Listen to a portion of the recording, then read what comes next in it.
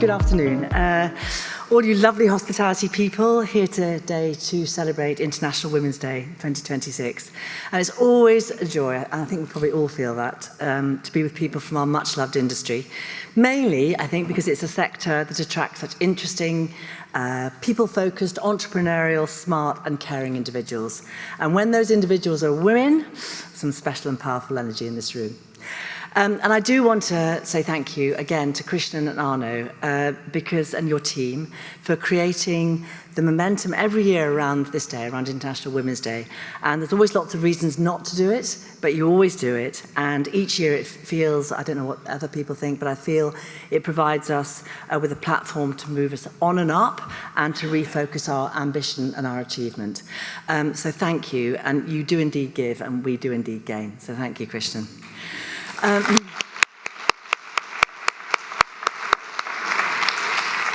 And for this International Women's Day, I wanted to do something a little different. So for the first 10 minutes, I'd like to reflect on women in hospitality and what we do and the things that make us special, which I think are myriad. But then after that, I want to focus on a salient topic for many, which is what it's really like to be a busy working mother in our industry. And for that, and in the spirit of always involving key stakeholders, I'm going to bring on my two daughters to have a chat with me and with you, and hence the chairs behind us. And then we want to involve you with anything that you'd like to ask or say. It's meant to be a discussion. I'm going to say something now which is super obvious, but hospitality isn't an easy industry. And even without the significant changes that the government have introduced of late, what we do demands emotional intelligence, it demands physical and mental stamina, grace in difficult moments, and long hours often spread over 7 days. I think we all recognise those traits of our industry. But women, as the evidence in and outside this room shows us, are extremely well suited to hospitality and to entrepreneurship, precisely because of the innate qualities that we possess. We know we're good at what we do, and I sincerely believe, as actually our first speaker said, that we have gone past the point of needing to come across as other than we are. I think our superpowers lie in being ourselves, in being comfortable in our own skins, and of being confident in our myriad abilities. So let's just take a minute to reflect on those. Emotional intelligence, EQ. Women often excel at reading emotional cues, managing tension, and anticipating needs. And it isn't a soft skill, it's just not a soft skill. It's high-level people management and crucial in a still people-intensive sector like our own. And women are excellent problem solvers, and as we know, we can work on several levels and on several different things at once. So use that superpower. It really gets stuff done, whether managing customers, creating a budget, supporting colleagues, agreeing terms on a new site, dealing with a demanding investor, or mending the coffee machine. We can collaborate, and we're practiced at layered attention through watching generations of women manage family, finance, and jobs at the same time, because that is leadership, leadership training. We can pivot on a penny. Hospitality, I think, also teaches us resilience under pressure. Doesn't it just? It's an industry where things can and do go wrong, from short staffing to systems failure to a global pandemic, but we adapt and we manage through. And finally, that all-important leadership. Women lead through relationships because we value them. Research has consistently shown that teams perform better under inclusive leadership, that psychological safety improves productivity, and that empathy improves retention. We also manage to have tough conversations when needed and to nail what the issue is and what improvements we need to see. I'm sorry to all the guys in the room, but what I've seen is a great deal of issue avoidance, where everything but the thing itself is talked about, a bit of mutual blackslapping, and then the subject of the discussion goes out wondering what the meeting was about, and the subject possibly thinking they're doing a really good job, but may well be fired a few months later. People management and leadership skills, the desire for clarity and for plans, are skills that so many women, I bet everybody here, cultivate and practice naturally. If great enterprises, next generation, if great enterprises are built through great leadership, here you are. And so I hear that question, and again, our first speaker talked about this, hanging in the air because I think about it myself. If women are so great, why isn't board composition more equal? Why aren't there more FTSE female 100 CEOs? And one answer, but not the whole answer, is that men often don't give board makeup enough of a thought. Maybe that's true of women as well. But they reach into their networks. Those networks often don't include women. So it's up to all of us to ensure that the teams we create are diverse and representative, and the message that this makes better businesses is consistent and constant. It's true. And to quote Pavita Cooper, who's the chair of the 30% Club, organisations that genuinely strive to achieve gender equality in leadership positions are likely to financially outperform their peers who do not. So put simply, investing in women is good for business. Shout out here to Whitbread, where I sit on the board, where half the board are female, and so is the chair. And to Deliveroo, where I was senior independent director until we sold to DoorDash in October last year, which again had an inspirational female chair and CFO, and half the directors were women. And both boards are, or in the case of Deliveroo, were inclusive, challenging, collaborative, and highly effective. Switching track here, so let's talk about the really tough one. Maybe you didn't find it tough, but it is, I think. How do we manage a very busy business life and a family? And can I just ask with a show of hands, how many working mothers are here today? Okay, lots. It's a good thing, because if there was only one, it probably wouldn't have much to do with my speech. But hospitality doesn't always neatly align with family life. But there is, I don't know if the goal really is perfect balance. I think that's unrealistic for a start. And I think it's probably more, I think, about blending the two, knowing there'll be times when your business requires more attention and times when your family needs you more. Some days you think you've got it all sorted, and some days you simply survive. And that is the reality. But I think if it's what you want, and you have a great support network, whatever that network looked like, or however you put it together, you will do it, and you'll do it beautifully. It'll be messy, and you'll probably be very sleep deprived, but both sides of your life, I do believe, will support and benefit the other.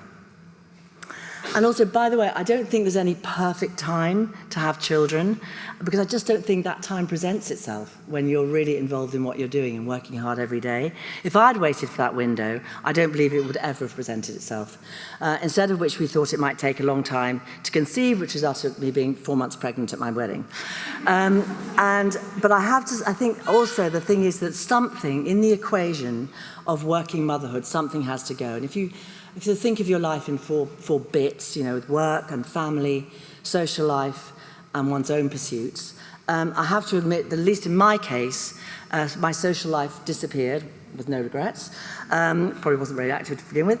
And then my own ill-defined pursuits very happily became being with my 3 children whenever I could be. I was building a business at the time, Cafe Rouge and Pelican Group, for those with very long memories. When I got pregnant, Hamish, my husband, who's here today supporting and probably making notes, commenting as well, as he has been through the last 36 years. We have 3 children. Rose was born when we had 2 Cafe Rouge. Max was born when we had 30, and Molly was born when we had 70. And after we sold Rouge in 1996 to Whitbread, actually, weird how one's life goes in circles, I was going to stop, but in fact, 5 of us bought 3,500 pubs, as you do, from Allied Domecq, and we embarked on the 7-year journey that created Punch and then Spirit, together with the acquisition of the 1,500 Scottish and Newcastle pubs. And it's really important to say here, I had a lot of help. It's also important to say that things really were different 35 years ago for pregnant women. Yes, I went back to work after 5 days. I didn't really stop when I had Rose. But I had a nanny, and I also had a male business partner who's one of our best friends to this day, who simply didn't see what was different about me now I had a baby. And in one way, of course, that didn't really help because everything was different. But at the same time, on the flip side, he encouraged me to bring Rose everywhere. So site meetings, I fed Rose in some very interesting backroom cupboards, half-built, lawyers' offices, each and every Cafe Rouge. And later, when I discussed whether or not I should take on the role of running all the Allied managed pubs, which involved being in Burton-on-Trent a lot, Hamish said he would step back from his own business and work from home to be a constant presence for our children. Thank you. But I think also the women, Christian talked about the people that weren't in the room, and the women that I think we should really celebrate and admire, and I, for one, think a lot about them, are those without a support network who are combining a job, usually from financial necessity, and bringing up children alone. And that's really tough. But with work and family pressures, something does have to go besides just one's social life. And that was, in my case, and probably in all of your cases, just time. The time to just be with your children without doing something, either doing the homework or doing the cooking or reading with them or discussing something that needed to be discussed. And especially as my children got older, I was very conscious of the things that were concerning them. And I'd get in at 7 o'clock, and the fusion of overtired and overexcited children and overtired and overstressed mother were not always a positive combination. And I felt I had to discuss the issue. I remember the issue, it had to be discussed now in my agenda. My child just wanted to hang out and watch some terrible TV show, because children don't talk to order, and frankly, why should they? But I always put my faith in the fact that my children knew that they were the most important thing in my life. And if they needed me, I'd be there. And actually, I invested at huge expense in the first set of video phones. Remember those? You probably don't, far too young. So I could see and talk to my children at bedtime when I was away, which didn't work out because the prototype phones literally had a battery life of about 2 minutes. So did all this work, my attempt, futile or otherwise, to fit 2 huge pieces into one life.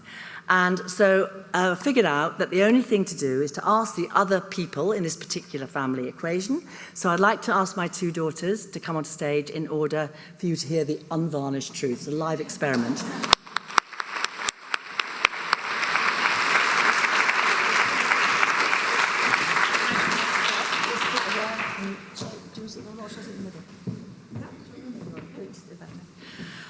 Just while Rose and Molly, so Rose and Molly, they're going to introduce themselves anyway, just while they get settled.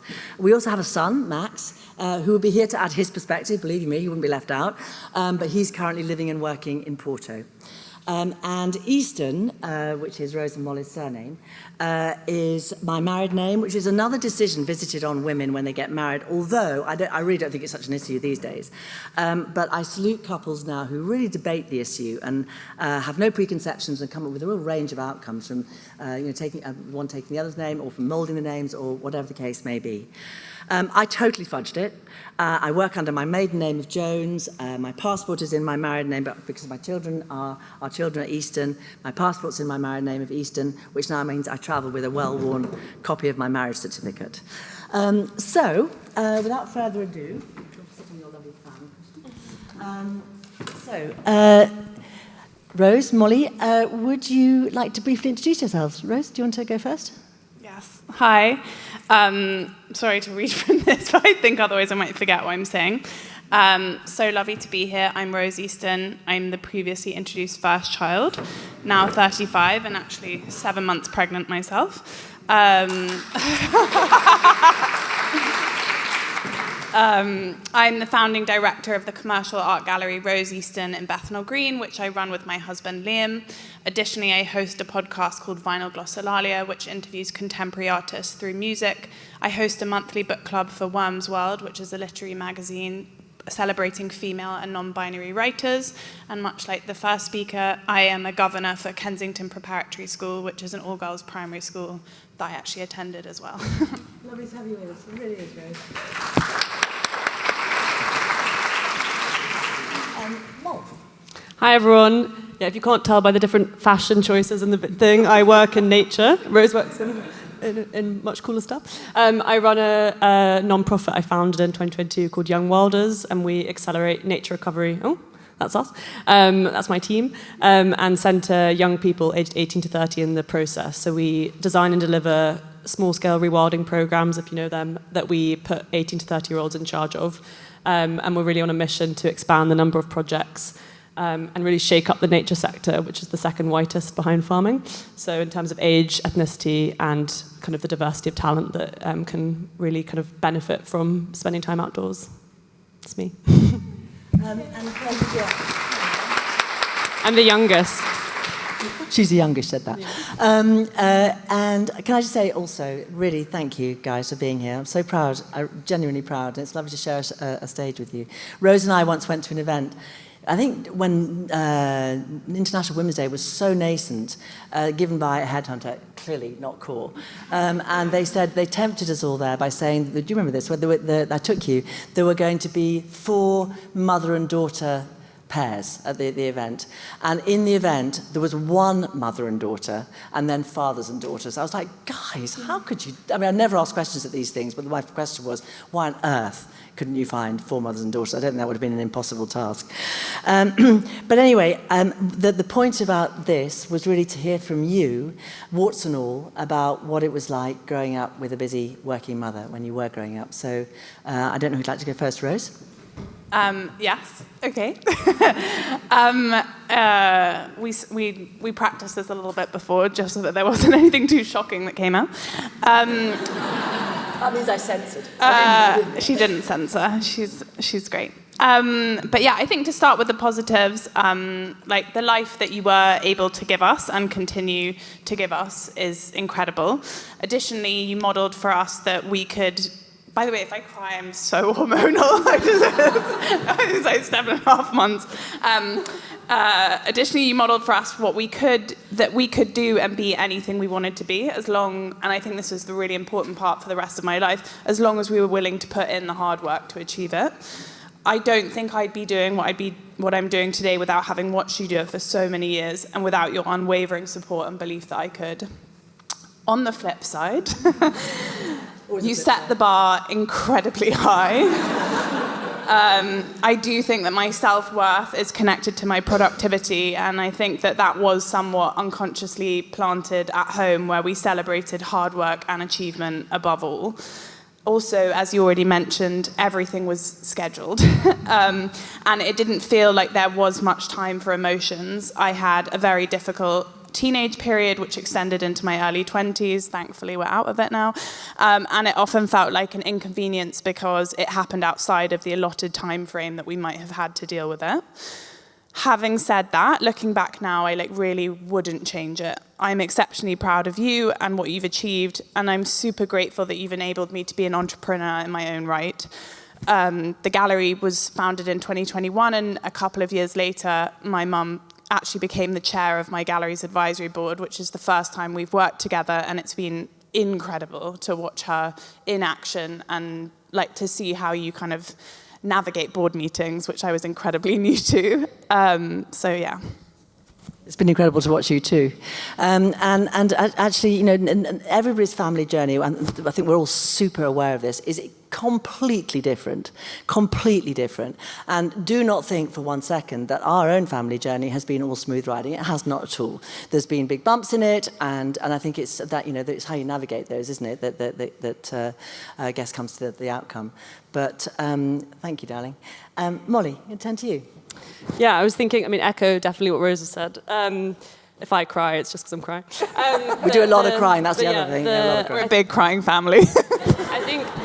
I think I was thinking about, what to add to this, and I think it's all about perspective and worldview. So growing up with you, I think it was really good for us to grow up with a mother who was fascinated and driven by kind of problems and challenges outside of our family dynamic. I think potentially also being the youngest meant that I had more independence. I think Rose will say that. But I think it was also very helpful to have that level of independence, knowing that my mum was the family. The family wasn't everything. And I think that really broadened my horizons early on and made me quite ambitious for what I could achieve myself. Those are the good things. The slightly bad things is, especially when you're younger, you kind of want your mum all to yourself and be quite selfish with that. And so there are times we definitely wanted you to be everything. Like our brother Max wanted us all to live in a caravan and follow mum around her business meetings. And he actually pitched that to us.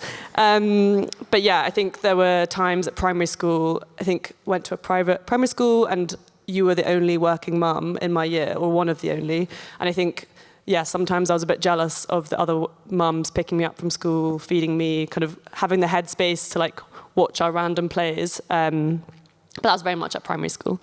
And I think shout out also to those mums, because they also played a very key role. But I think what's amazing about you is that you are exceptionally organised and true to your word. And I think Rose mentioned that does mean that sometimes quality time is scheduled, which actually now I do with my friends. And anyway, but then you're also there completely when it always mattered most. So a hilarious example is when Mum sold Spirit. She then rushed to then go to my swimming gala where I like splashed around the pool for a bit and came third or something. And yeah, it was kind of crazy that you still made the time, and I think that really mattered to me. My last point is that not only are you role model for us and our brother, but I think crucially, especially in primary school, but also in secondary school, you were one of the only kind of working mums, and you provided a role model for many more people that besides like our family. And I think I took pride in kind of sharing that with them. Yeah. I was very jealous of the mothers picking up.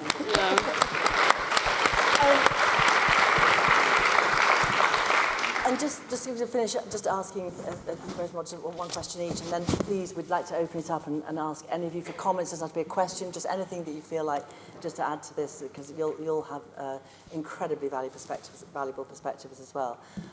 Mol, and Rose, excuse me, on an eve of becoming, as you just said to our colleagues here, a mother yourself, what do you think you've taken from your own childhood and growing up in our family with a working mother? Well, I forgot the key question to audience at the beginning of this. You did. Come on. I was like, before we begin, it would be really interesting to see by a show of hands how many of you were raised by working women. Okay, amazing. Wow. Well, yeah. So I mean, I definitely think that I wouldn't be doing what I'm doing today without having been raised by a woman who modeled that for me. And on the eve of becoming a working mother, that one, myself, I guess I just take knowledge that it won't be easy. I mean, I found being pregnant hard enough. So the idea of also having a small child is quite troubling. But I mean, I'm 35, that's not exactly like the youngest or the oldest, but I did wait to have children because my business is only 4 years old, which is relatively young within the scheme of an art gallery, and I wanted it to be a little bit more secure. But as Mum said earlier, I really don't think that perfect time ever presents itself. And even though I thought now would be a good time, I'm still coming across challenges which slightly jeopardize my maternity leave. I'm hoping I'll take more than 5 days, which she took, and I'm hoping for like 3 months, but we'll have to see how that goes. And I actually, also having said that I'm 35, I actually feel so insanely young. I feel like I'm a child having a child. But my husband is 11 years older than me, and so we felt it was a good time if he wasn't going to be like a very old dad. He'll still be an old dad, it's okay.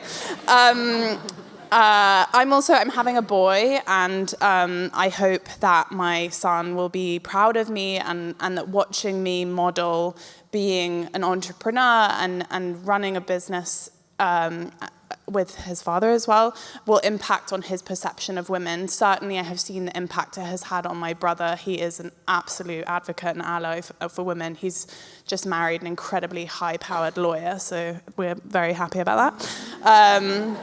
And we are indeed, like, whether it's our responsibility or not, we are unconsciously training the next generation of men to understand that women are excellent at everything.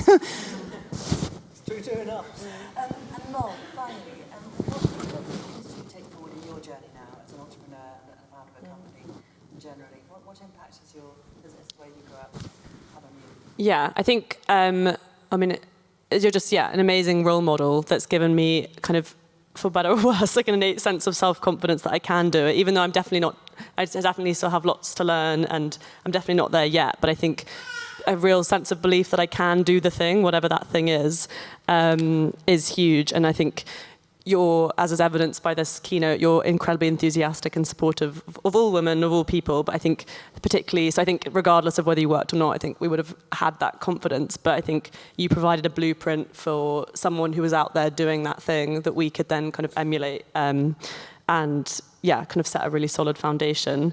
And I mean, I guess you were talking about superpowers. I think that kind of confidence that you can do it is a superpower, and I'm very aware, and we're very aware that we grew up with that.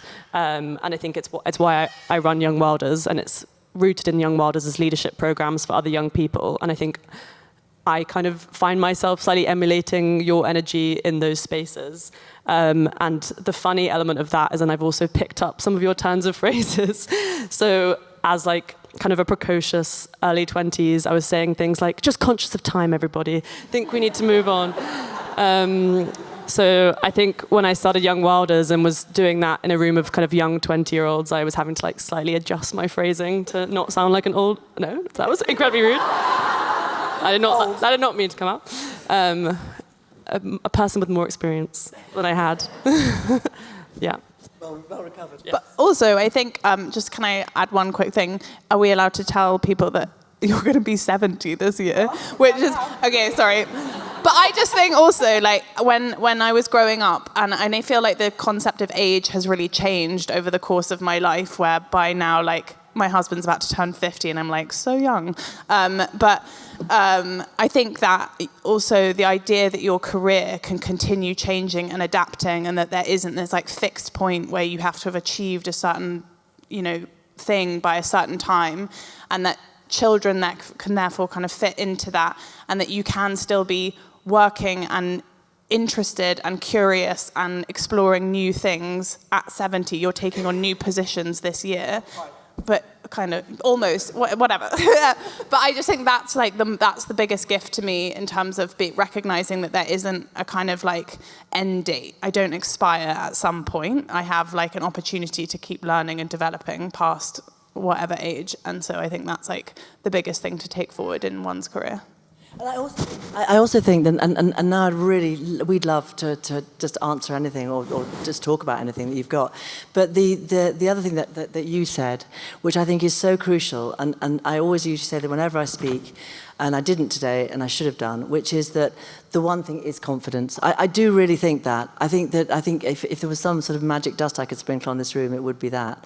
Because if you have confidence to have a go, don't you? And if things knock you down, which they do, you have confidence to get up and have a go again.